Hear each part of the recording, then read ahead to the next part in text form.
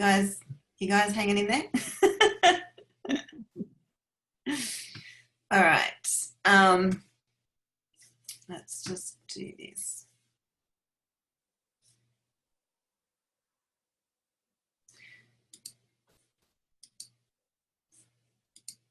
All right.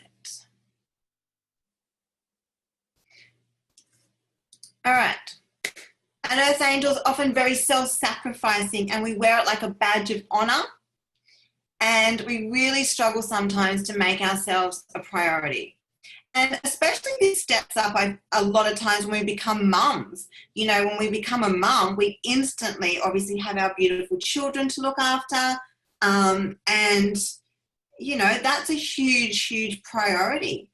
But what I have, you know, what I really have learned is that it's got to be in balance, and that you've got to be able to make time or do little things to make sure that you're topping up your energy and you're feeling good at the same time.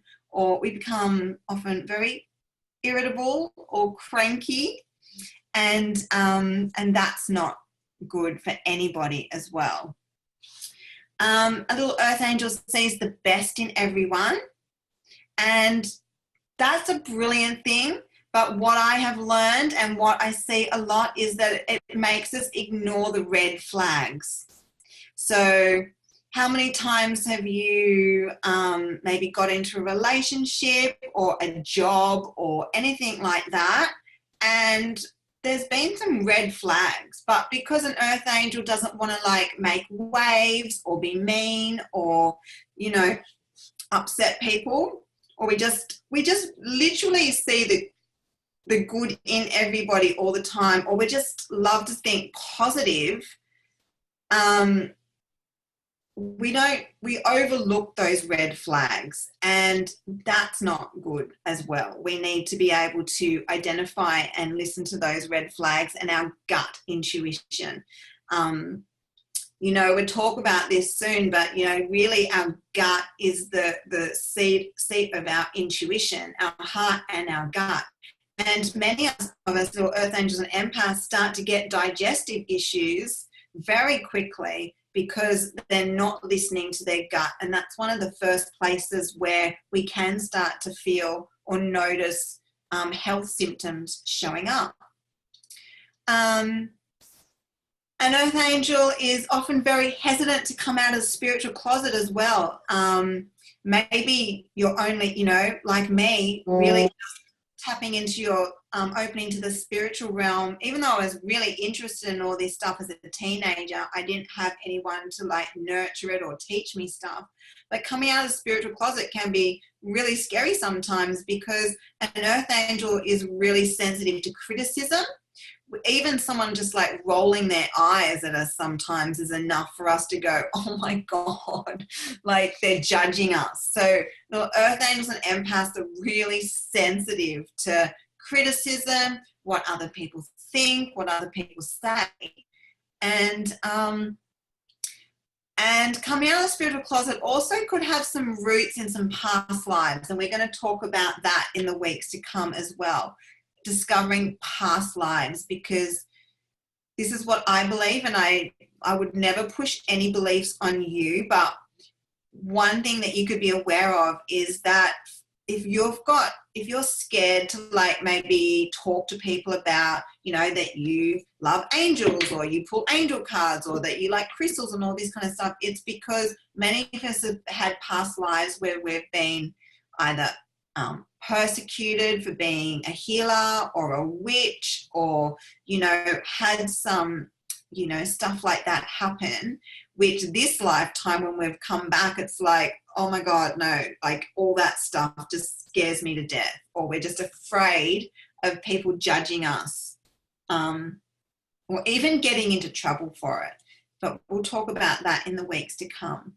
So an empath then is basically the same, but an empath easily feels and absorbs others' stress, their emotions, and even their pain, like a little sponge. So even me, when I'm working with clients, I can, if my client's got a headache or a stomach ache, I can like feel that myself instantly.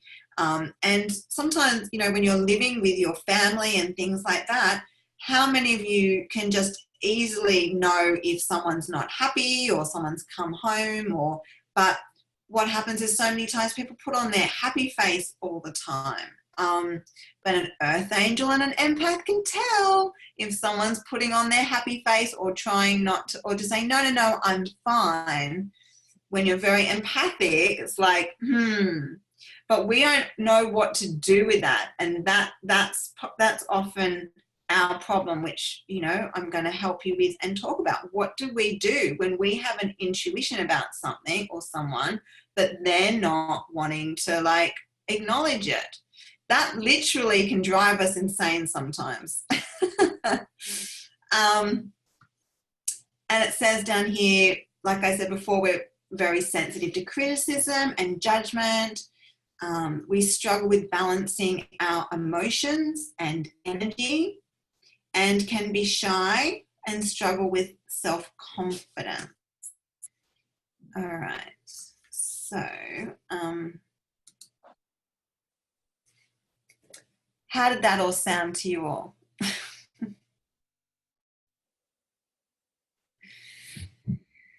Kathy, can I just ask you, does that sound like you identify with any of those things? Yeah, it does.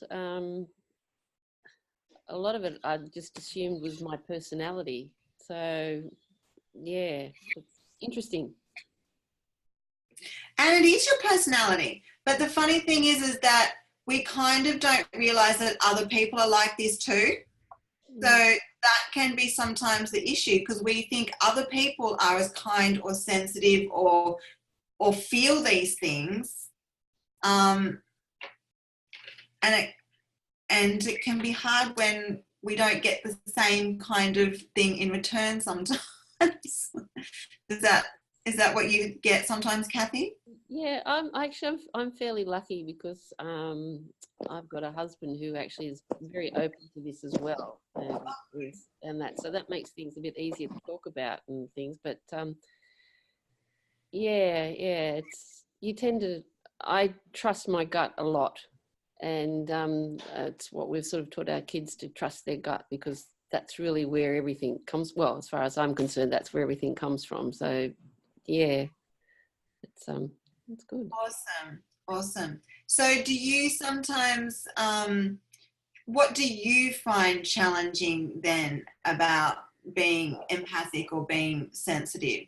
What would you say your challenges are sometimes? Crying at the drop of a hat. You know, that kind of thing. And you sort of, trying to control that, whether I just get so emotional sometimes for no particular reason, or you mention something that's happened in the past and you just burst into tears and things. But I find it hard to sort of get the balance between being normal and not sort of letting the tears flow as often. Yeah. I completely understand. And the one little bit of what I can tell you about that is, and I say this to my clients a lot, well, if you thought of yourself as like a computer desktop with all these files and folders open on your computer desktop of things from the past that were sad or, stressed you out or things like that, that haven't been shut down properly. So your body hasn't processed some of the things from the past yet, so when things like that happen again, that wound gets triggered. Mm-hmm. So that's why I love to use some, emotional freedom technique or tapping or kinesiology or some of the techniques that we'll be doing to go back and get emotional freedom from some of these things and shut those files and folders down, so we're not always like being triggered. Does that make sense? It does make sense, yeah. All right. Awesome. Okay. Let me just, so let me just go back to sharing the screen again.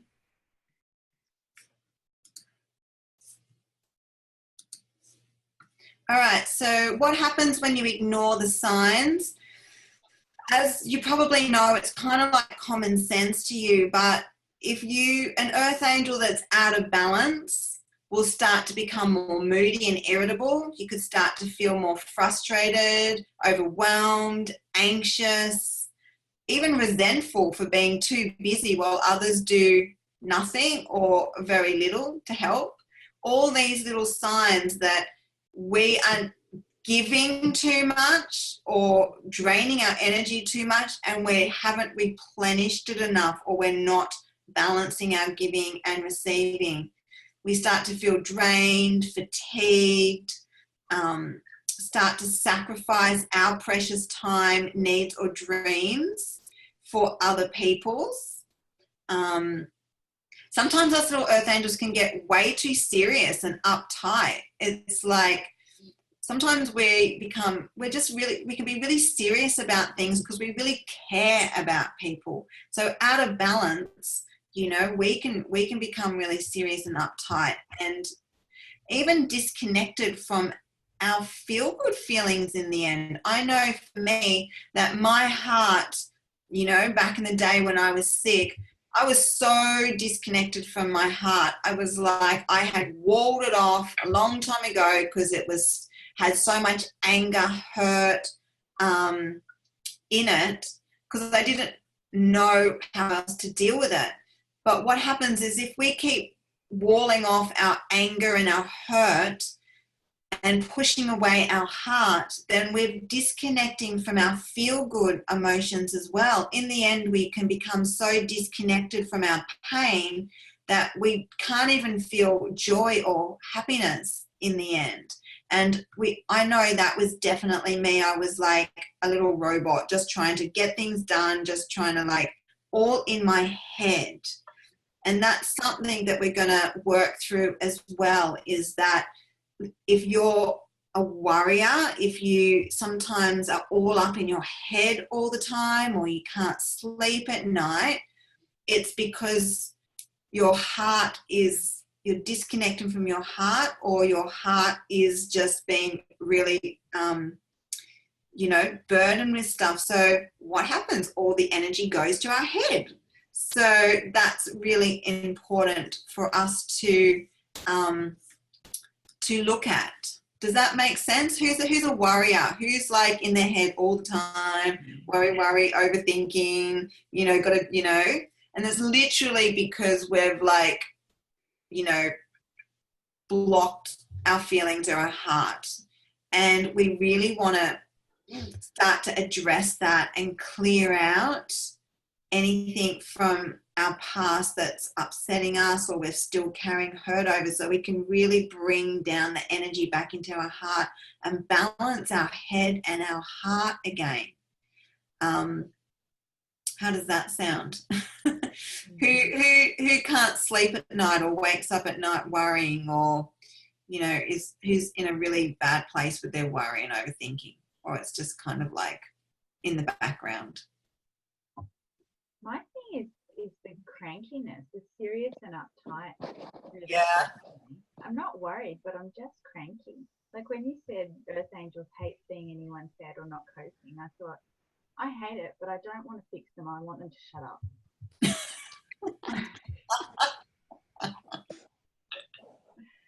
So that is really like, if you were to look at the pendulum, like your pendulum is just like really like up to here. Like your petrol tank is right down low, and your capacity, because you're a nurse, aren't you? No, I'm studying counselling. You're studying counselling. That's the thing. It's like your capacity to like listen to one more person. So it's really important that you start to really identify and realize that it's not selfish to like have fun, like fill up your own petrol tank, you know, create space in your life, space in your day for you. So when clients come to you, I don't tell them to just get over it. So that's the thing, like obviously you've identified with like, you know, you see someone who's not happy, you instantly want to fix it. Because for an earth angel, it's like, okay, if you're happy, then I can be happy.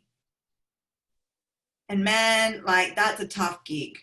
When you think about that your happiness depends on whether he's happy, she's happy. Oh, now this person's unhappy. Oh my God, now this one. It's just like, this is what we talk about with codependent relationships and how to start to trust in that person being able to get the help that they need, or to, you know, empower them to work it out themselves, or we call in our little spirit team or our, you know, higher power to be able to come in and, you know, help that person as well. Does that make sense? So we don't feel like we have to literally now go and like fix it. That's not the best way to be doing it, and we get burnt out really quickly. And that's why so many therapists, counselors, teachers, everybody often get burnt out, because many of the professions don't have really healthy stuff with that, you know. Okay. Oops. Just do this again. So, and more things that we can identify that if we're out of balance or getting out of control is we become a control freak. That used to be me. I used to be such a control freak. We can like be too busy to eat. We can skip meals or not have enough time to like feed ourselves properly, or we can just eat people's leftovers, our kids' leftovers off their plate, or, you know, then we start to reach for extra things like tea, coffee, sugar, alcohol, anything to give us energy or to help us feel good. We can start to notice that we've got health issues, digestive issues, headaches, or pain, uncontrollable worry I talked about. And an earth angel really struggles to ask for help. And we're crap at delegating because we don't want to burden anyone or put them out, because we're just way too nice. Who feels like that sometimes? And then we just, someone told me years ago told me what a martyr was. And when they were talking about my mum, and I was like, oh my God, that is a martyr. Like, my mum is just such a beautiful person and I love her to death, but she literally just cannot do anything for herself. She, you know, and then she'll complain about everything. And yeah, and it's not a nice way to be either. Other ways you can know that your life is not really flowing so well, or that you're out of balance, is that bad things can keep happening, or you're living a life of kind of lack or scarcity, or you're not being able to manifest the jobs or the opportunities or things in your life, or you attract other negative people. And all those things can be little signs that you need to pull things back into balance. So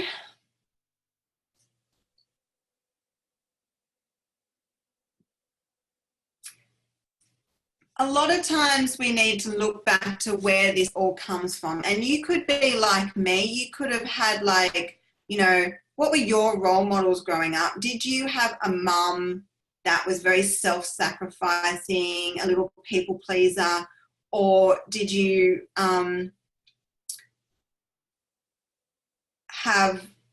what were your role models like as a parent? Let's just stop sharing for a minute.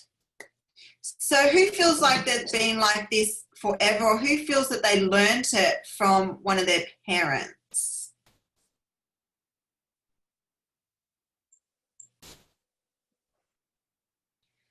Nobody?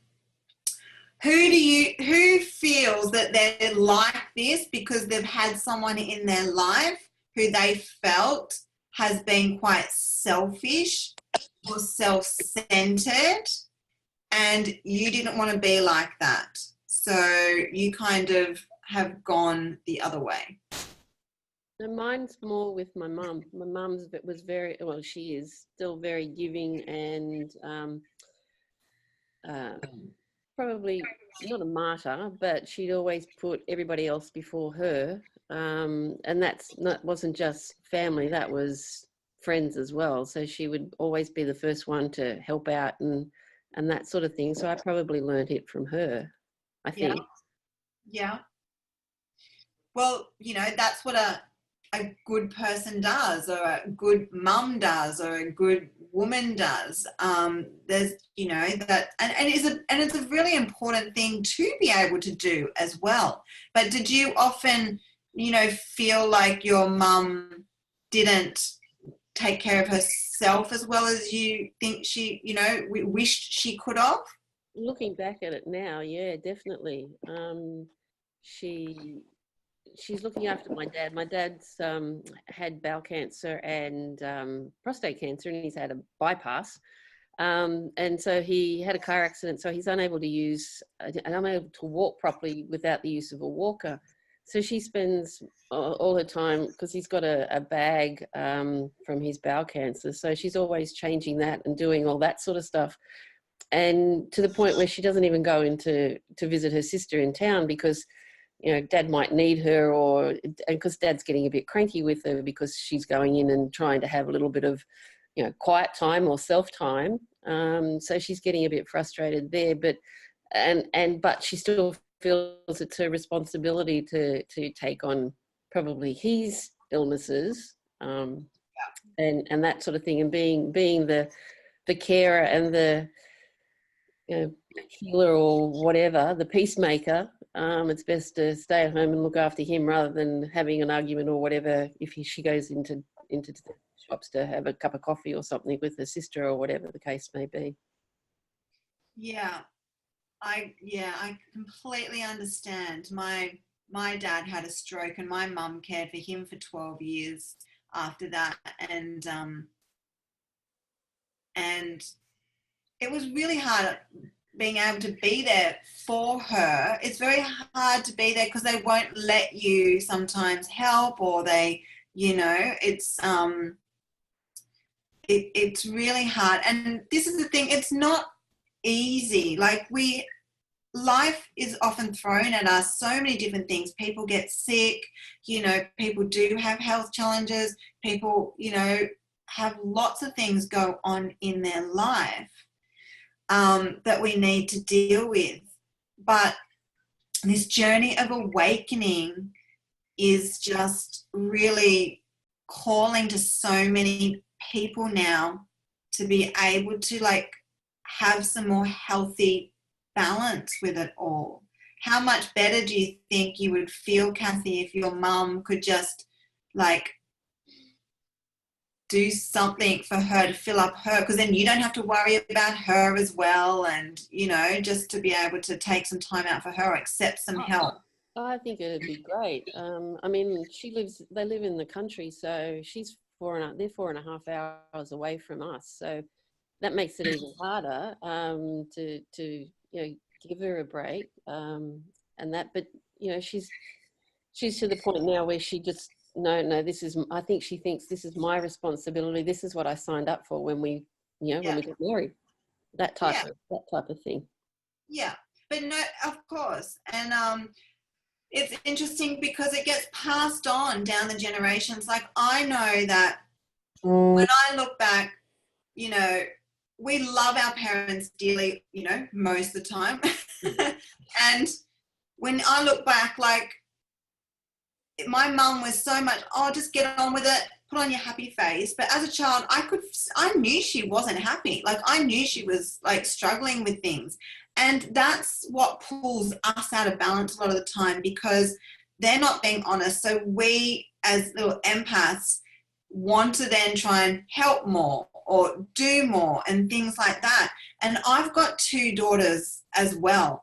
And it was really, really important to me when I was like understanding all this, that I needed to like work on myself, because I just didn't want my daughters then continuing to be little people pleasers, and then, you know, like, not, you know, it really affects their life, and that they then go on and attract people who they feel responsible for, you know. Like, it's really important to understand what it is we're role modeling as well to our kids, you know. Does that make sense?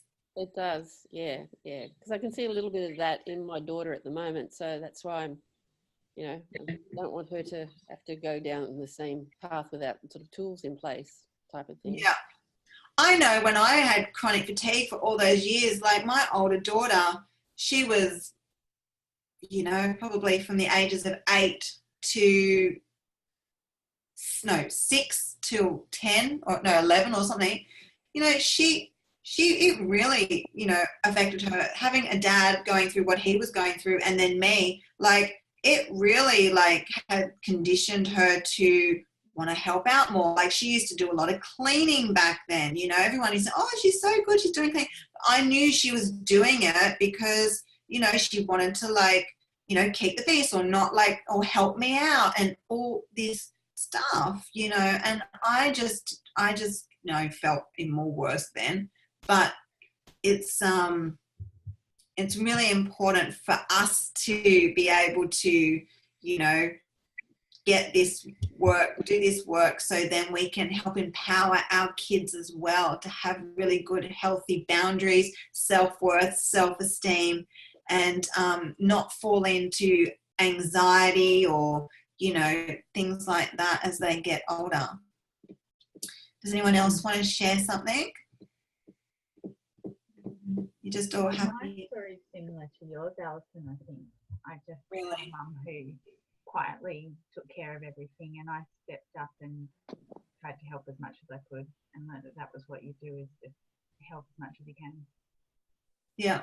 She would never say that there was anything wrong, but I knew that it was just hard, and nothing particularly bad, but 4 kids and difficult husband. Yeah. And so, again, you know, it's a beautiful thing to be able to want to help and things like that, but not when it's starting to, like, you know, out of balance, and that you can't actually live your life, thrive, bloom, be happy, because you're just, you know, worried about what other, you know, keeping the peace, or, you know, other people not being able to cope with that. That's really kind of, you know, buying into that dysfunctional, codependent. And I knew that with my husband, like, the more I did work on myself, I knew, like, I tried everything else. Like, trust me, I tried it. It didn't matter what I did, you know, how nice I was, or blah, blah, blah, how many nice dinners I cooked, or, you know, whatever. I could not control his drinking. So for me, it's been a massive journey for me to not only be able to control, my husband, not be able to control my chronic fatigue. I had to, like, really hit rock bottom. And us little earth angels are really, really stubborn. We think we can do everything. We're like the super women with the super, it's like, you know, we can do it. So I used to just keep going and, oh no, I'll just figure it out. I'll try something else. You know. But it wasn't until I finally was that sick that I couldn't do anything anymore. And I finally had to just give it up and surrender. And that's when the miracles started to bloody happen. And it was just, you know, amazing. It took me years to figure out and trust it. But this is what I really hope that's exciting for you guys to be able to tap into as well. Who feels excited that the fact that if they did less, more would happen? Who's excited about that? Like, oh my God, that's just like gold. That was gold to me. Like, you're kidding me. If I actually did nothing, or, you know, that things would actually work out, and everything just worked out so much better. Like, I literally would not have heard about kinesiology or any of this stuff, or had, you know, all the changes in my life if I had tried to Google it, control it, or make it happen myself. It's when I finally got into that receptive mode and just went, okay, then I don't know anything. You know, hand it over to this whatever energy, whatever it is, like, I don't know. And then that's when things started to happen. So who's experienced that already, or a little bit of that? Has anyone experienced some of that crazy miracle making stuff?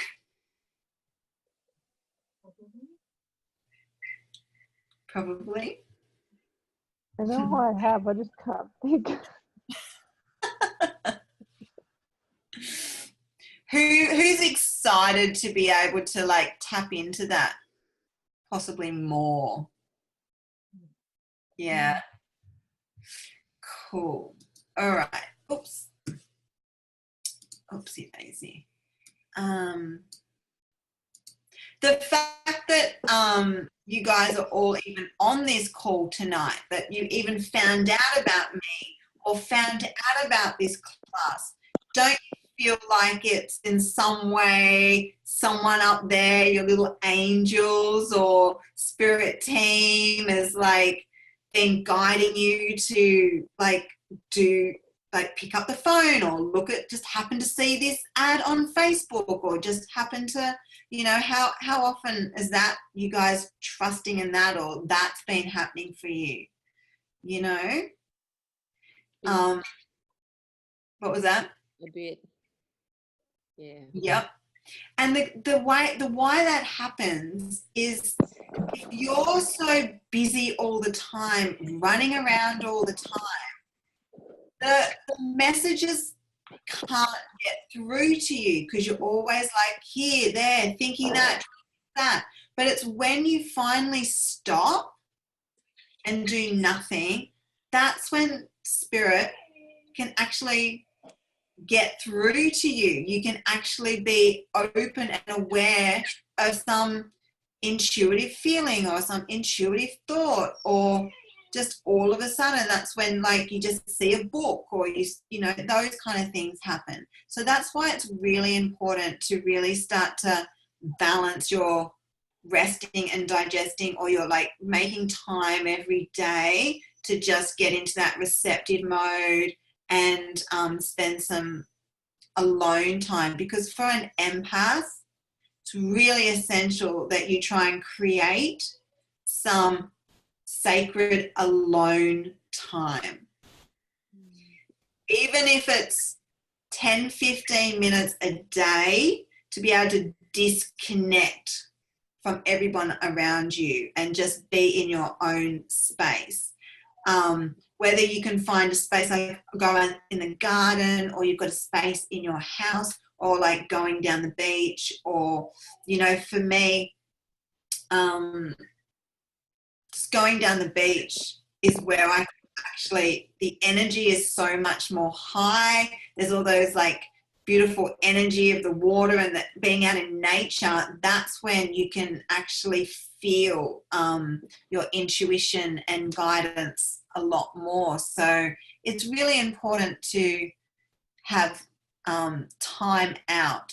And without feeling guilty about it, the more you understand the type of person you are, the more you understand that you are very empathic and that you do easily take on everybody's stuff, and you haven't learned how to clear it yet, which we're going to be teaching you. When you haven't learned how to really have proper boundaries or clear your energy, it's really important for you to have some time out. Who already feels like they have been guided, they need some time out or some alone time? Definitely. I used to think, oh my God, can I just run away to Byron Bay now? And just, even back when I was really, really, really sick and no one understood what I was going through. No one in my family had dealt with alcoholism or addiction before, and no one seemed to be able to tell me what I was dealing with. I literally felt myself feeling like I wanted to have a nervous breakdown just so I could go somewhere so I could have some space. Please don't tell me I'm the only one who's ever felt that. Definitely not. Oh, good. All right. So let me just, what's the time? It's 8:40. So we'll go to 9 o'clock. But these slides, we're just going to do a little tuning in exercise now. Okay. So this is something I just would be great for you to start practicing. So as I've talked about, empaths are so good at tuning into everybody else around you, but not that good in the end of being connected to ourselves. So it's really important that you start to think about practicing some of these things every day. So I just want you to just close your eyes for a minute and just take a few slow, deep breaths.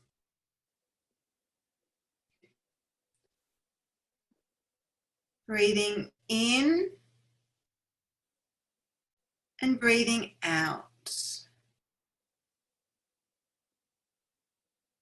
Breathing in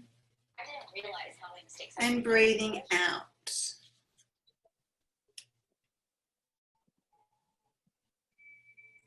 And then with every breath out, I just want you to imagine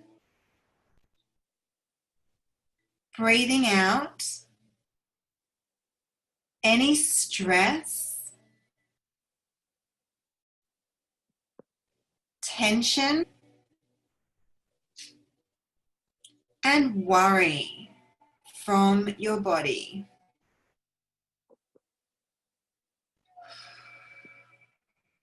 Just want you to imagine breathing out not just your stress, tension, and worry, but anyone else's as well that you've absorbed or taken on. I just want you to imagine breathing it all out or letting it drain down your legs, out the bottom of your feet and into the ground.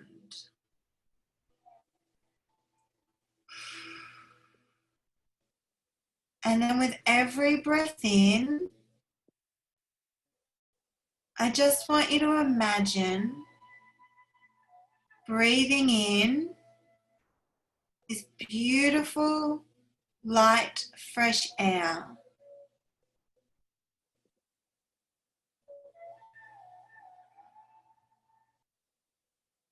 I just want you to imagine this beautiful, bright ball of energy above your head, filled with pure positive energy and love.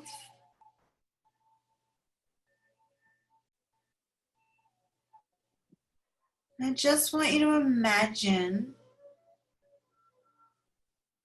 this beautiful white light energy just flowing down from above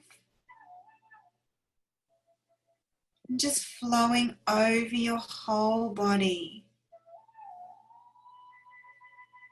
like a beautiful shower of unconditional love,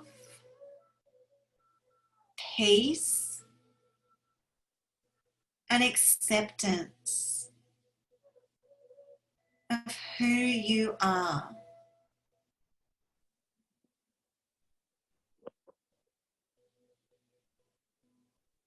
And as you breathe it in, you slowly start to feel more and more calm and relaxed. Just letting go of any lingering thoughts that are still whirring around in your head. Just want you to imagine dropping them to the floor just for a little while. As we take a few minutes to just tune into your body.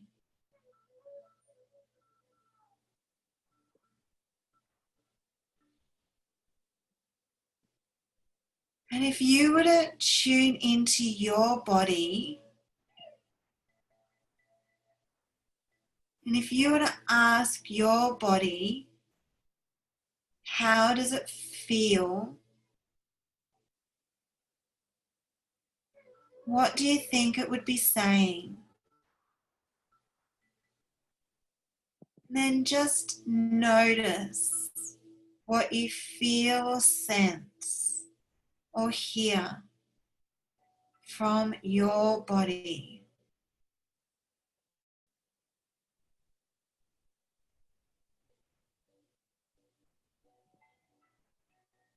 And then I just want you to ask your body, how long has it been feeling like this for? And then just notice what you feel and what your body says.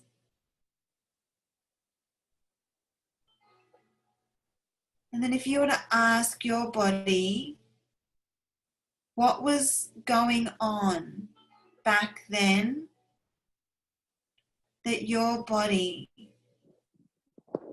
is still struggling to be at peace with?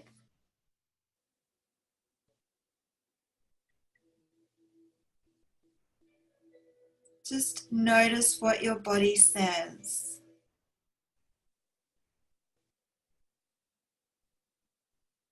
And then ask your body, is this your stuff or is it someone else's that you've absorbed or taken on? And if it's someone else's, I just want you to imagine lovingly breathing it out and handing it over to spirit.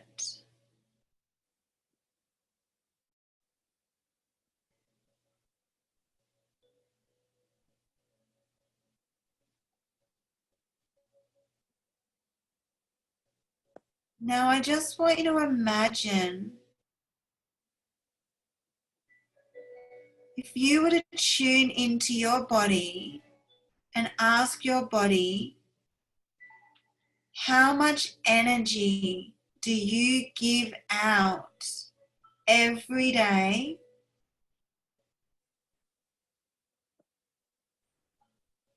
just notice what that feels like. And then ask your body, how much energy do you allow back in or do you receive And just notice, is it in balance or out of balance?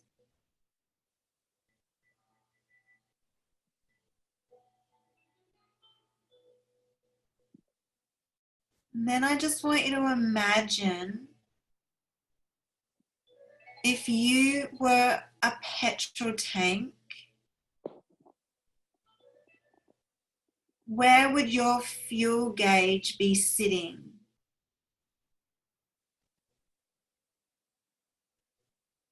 Where would your tank be filled up to?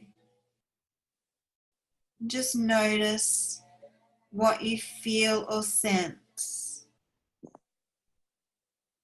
Is it halfway, topped up, or close to empty?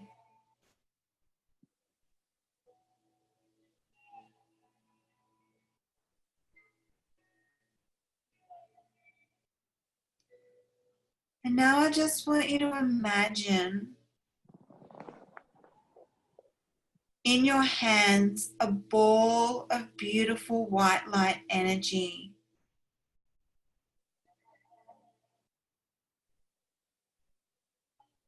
This ball of white light energy is unlimited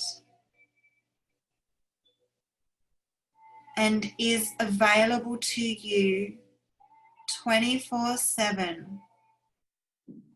Just want you to imagine placing that ball of beautiful white light energy and pure positive energy into your heart,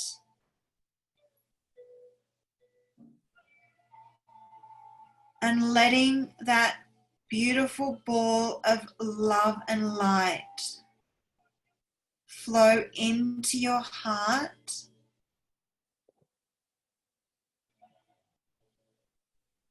and throughout your body.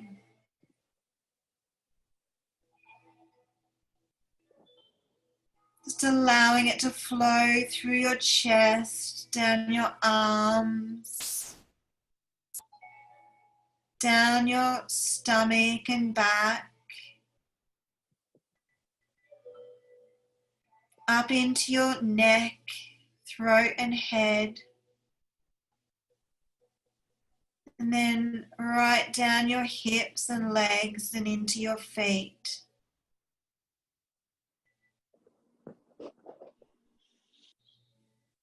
Just feeling this beautiful light tingly energy now radiating throughout your whole body.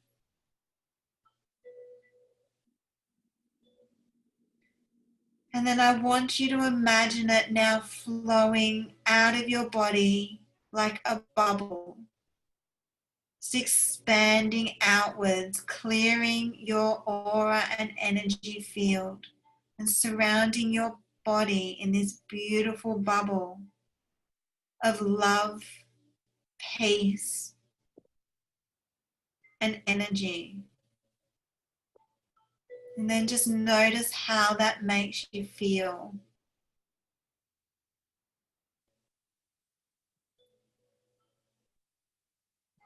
And then the last thing I want you to do is ask your body and your heart, what one thing would it like you to do to continue to help it feel happy,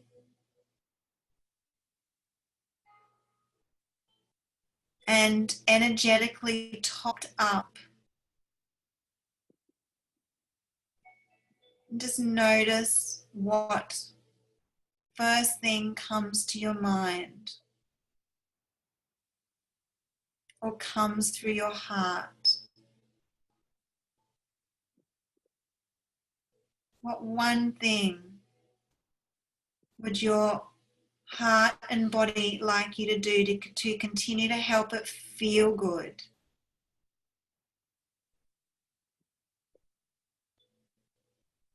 this one thing you may have heard before, but you've been pushing the snooze button on.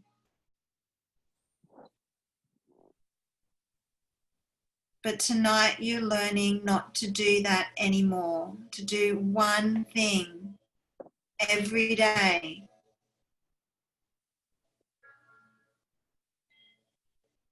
That your intuition is telling you to do. And when your body starts to feel like you're listening to it,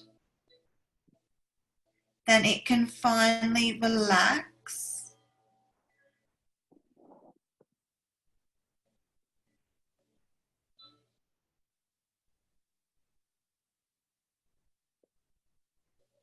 All right. So when you're ready, I just want you to slowly open your eyes and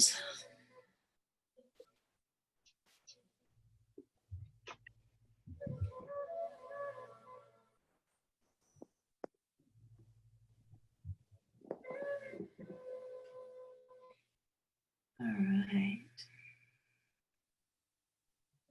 This is a really good time or exercise to try and do every day, and then just write down and journal some of the things.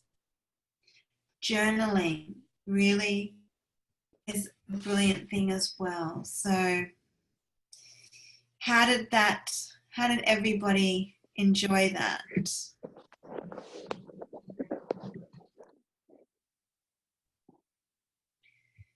Did everybody feel like they were able to follow along and get some guidance from within?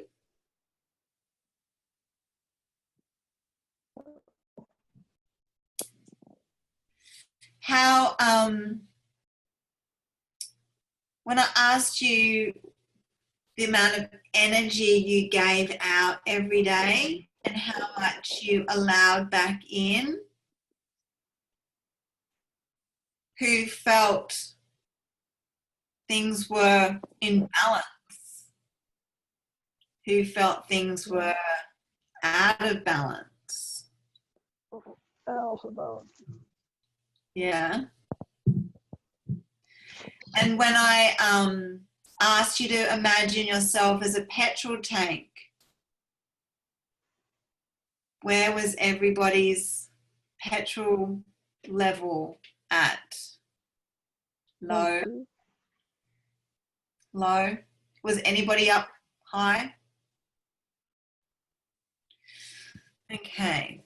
So how has anyone, did that, was that quite a big realization to anybody? Or when you think about this now, how more important does it feel now to start to pull things back into balance?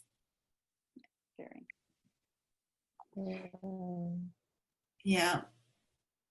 Who feels like that the old way of doing things is just now like no longer really serving them for their highest good anymore?